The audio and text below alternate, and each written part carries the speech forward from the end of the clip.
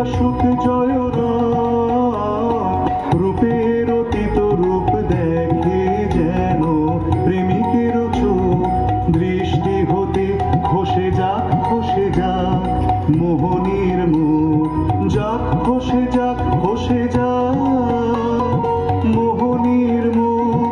তাই হোক, তবে তাই হোক, কেটে যাক রঙিন কুয়াশা। তাই হোক, তবে তাই হোক।